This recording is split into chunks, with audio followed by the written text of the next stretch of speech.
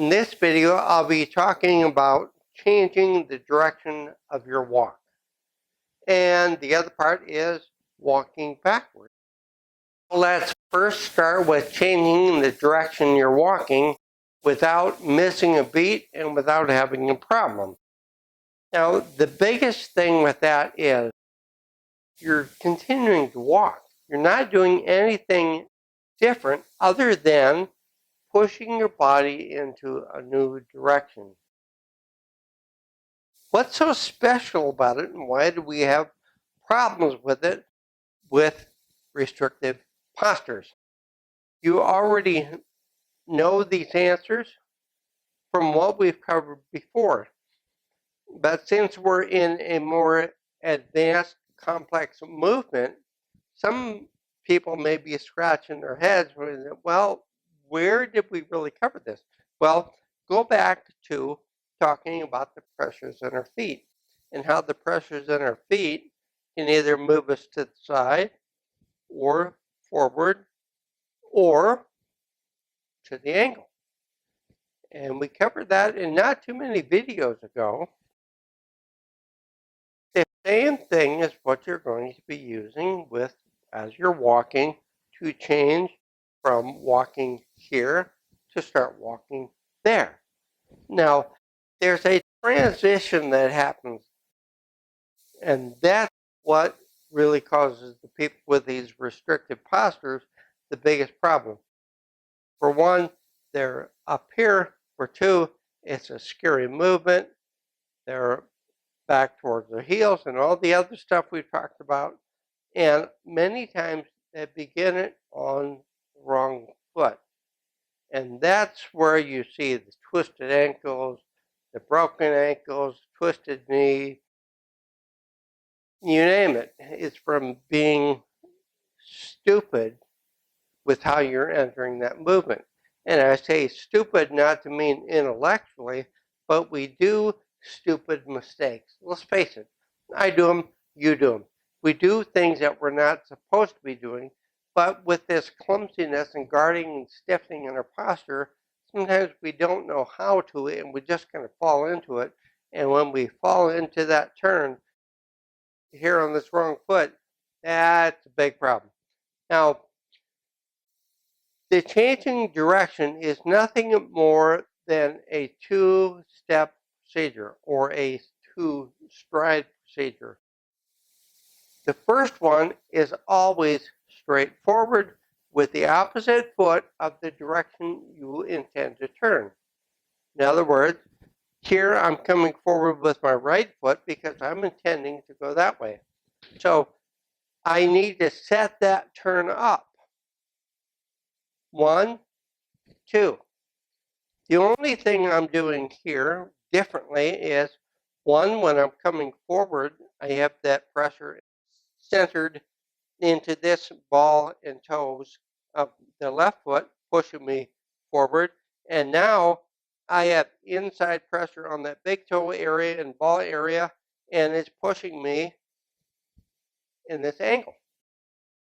How do we adjust that pressure? Well, it's with our body. Our posture adjusts the location of that pressure, right? So coming forward, I'm doing a complete weight shift here to get this pressure centered into this foot.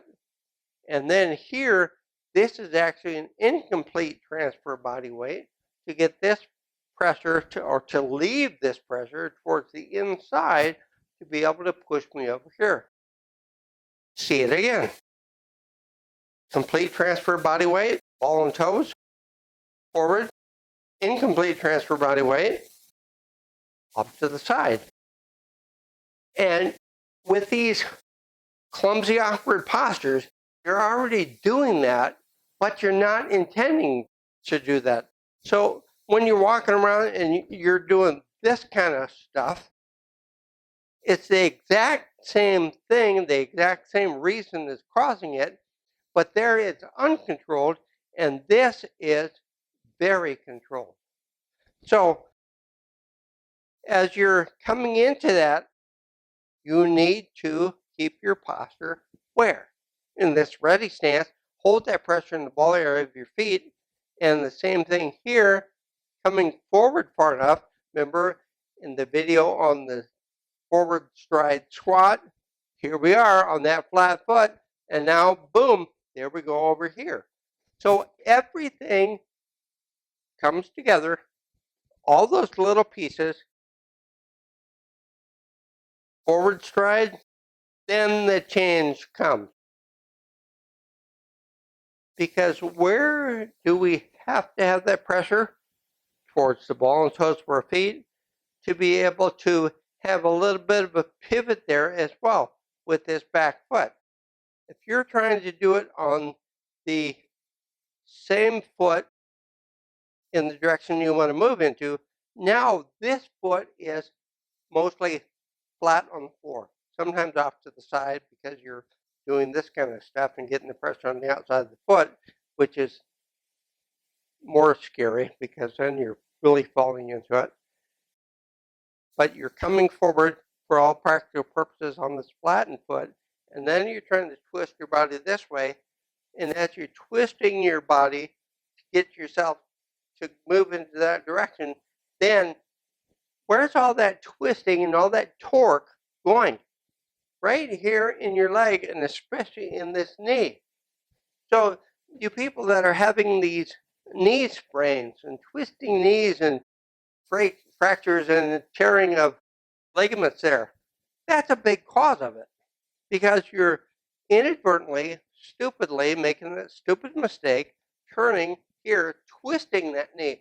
And then where you go, your body, your upper body is starting to go this way. And now you have to bring around this leg around this to catch yourself before you fall.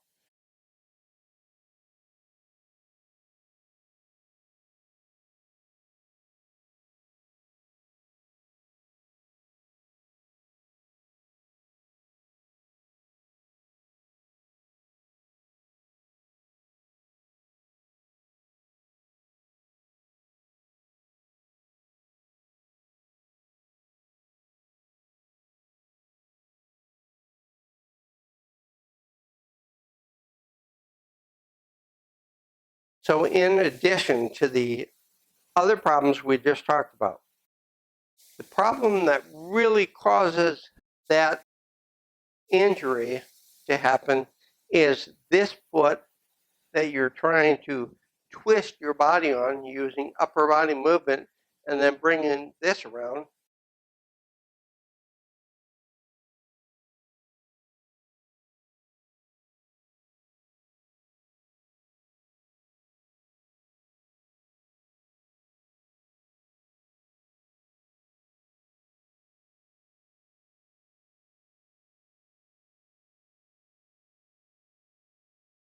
Then when that is coming up, now you're coming off and you're pushing yourself into that direction, leading it with upper body from the outside front corner of that foot or the pinky toe area. So it's very non-supportive.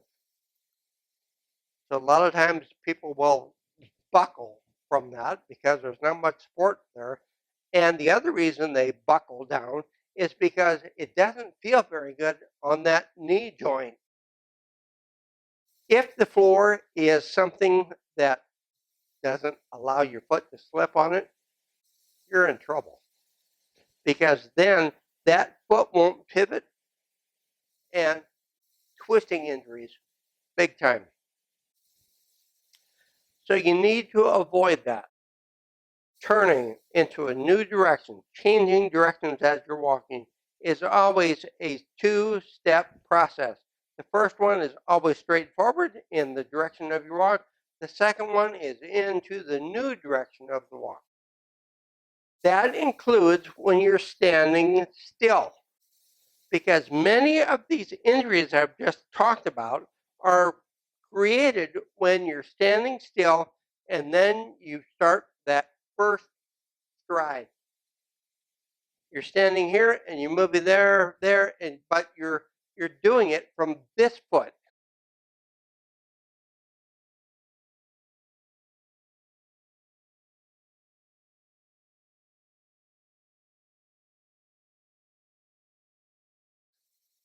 and you're twisting again on that foot. Anybody with any problematic movement, especially with his restricted postures, after you get up, pause a few seconds. One, you're acclimating to your feet. Two, you're getting kind of limbered up, loosened up, more relaxed to begin that. And then just process a little bit. If you want to turn this way, the first movement is here. You want to go that way, the first movement is here. It's always straight forward before you turn into the other direction. Now, can you do that without taking that stride if you're starting from standing still? Absolutely you can. And that's here or here. Take your pick. There's no right or wrong to either one. It depends on the circumstances. But the big thing is to prevent these leg, ankle, knee injuries, stop trying to turn from this inside of the turn foot. Always use the outside of the turn foot, and you'll be a lot better. You'll be a lot more controlled. You'll be able to stay relaxed more. You'll stop a lot of those falls and injuries and the other embarrassing things that we get involved with out there. Now, the other thing I should mention, remember I talked about leading or pointing with the knee. Same thing here.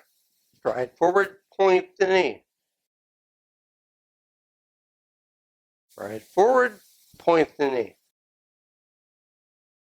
As it was with just walking forward, helps you move this leg, knee, foot into the direction you really want to go into, and helps you also put that pressure where it needs to be. All of it is doing the exact same thing. It's whatever you need to use up here to remind yourself to do it the best you can and the easiest and most comfortable that you can. Let's move on now to how do I walk backwards? That's scary.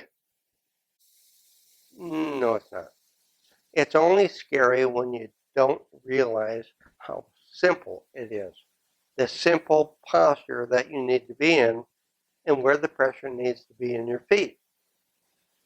The big reason it's scary for those people with the restricted postures is they'll be here, back here on the heels, and they start to go backward, and now they're pushing themselves faster and faster back.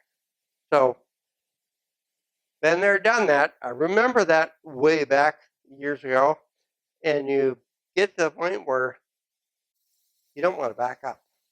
Everything is, I have to turn around this way and walk out. I can only do it forward. I can't go backwards anymore. Well, yes, you can, and here's how. Now, if I want to go forward, that's the posture. If I want to go backward, that's the posture. Wait a minute. Let's try that again. Forward, backward,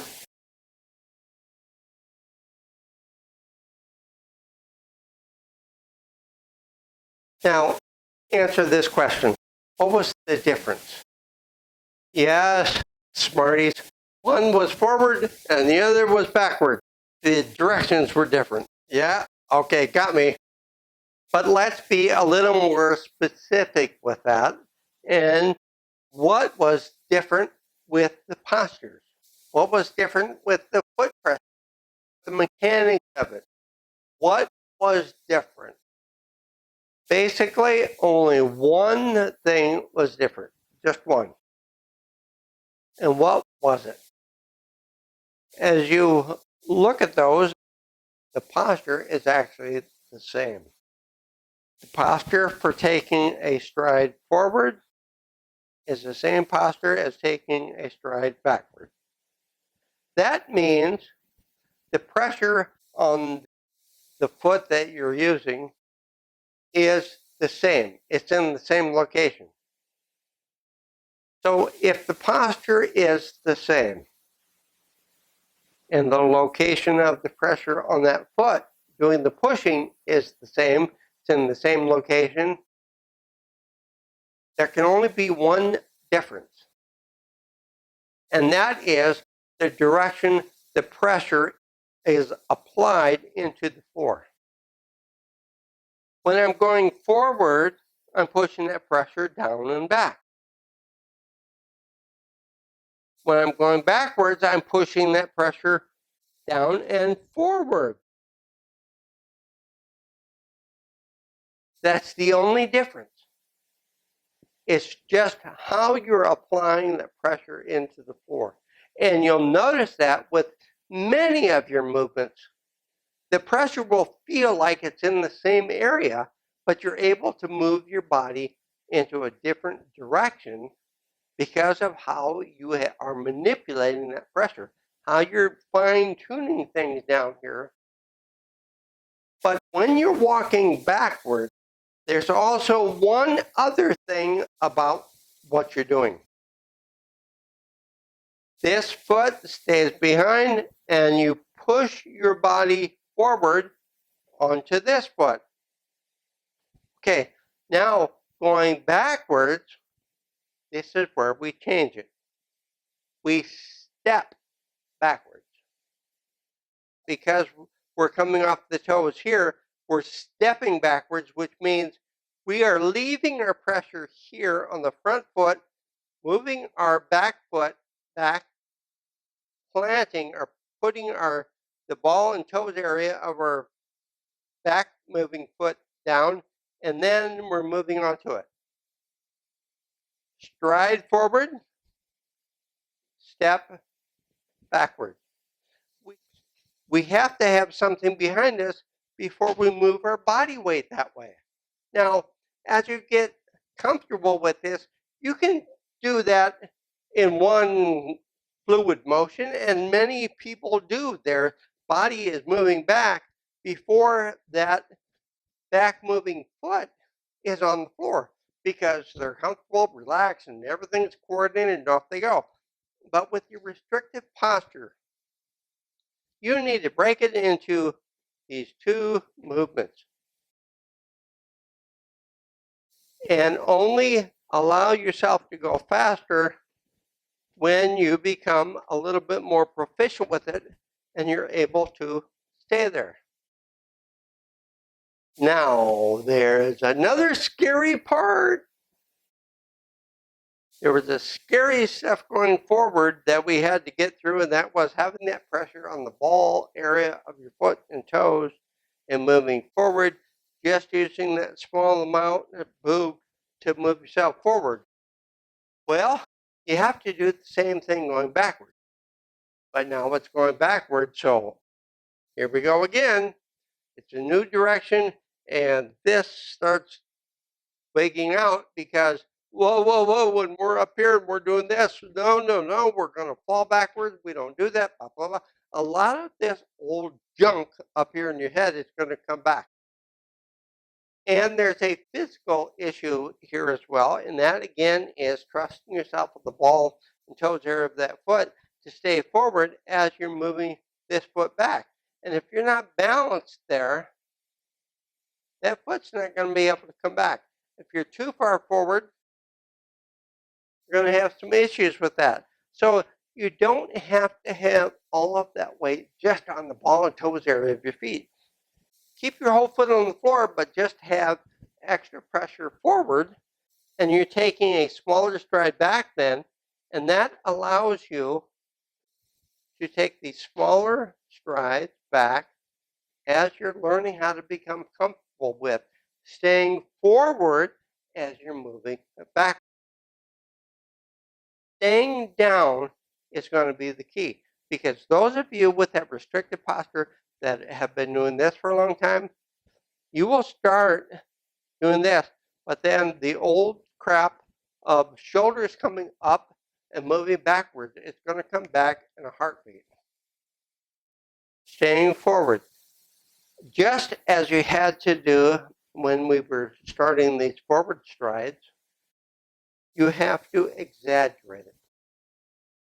You have to be able to trust yourself standing on this foot, this one foot with the pressure towards the ball and toes, to lift this knee and move that foot backwards while staying forward and then trusting your body to come back onto that foot and stay stable. You push, push, push from the pushing foot to move you forward. Well, it's the same thing here. Push, push, push. Make this foot heavier with increased pressure. Do a more complete transfer of body weight to balance yourself there, and then push, push, push. Holding that foot right there till you get back here on this foot and then back. Notice I had this knee still flexed. That's a little bit different than going forward for many people, because going forward much of the time, especially when you relax, you're up here and the knees are flexing. They are flexible, they're relaxed, but they're really not down like that. But now with this coming backwards, I want you to practice this staying down. Keep this knee flexed some. Now, for many of you, that's going to be a challenge if your legs are weaker, especially if you don't trust yourself on that front area of the foot. The other reason is staying down, keeping these flexed, staying forward to avoid this, to avoid the shoulders coming up and back.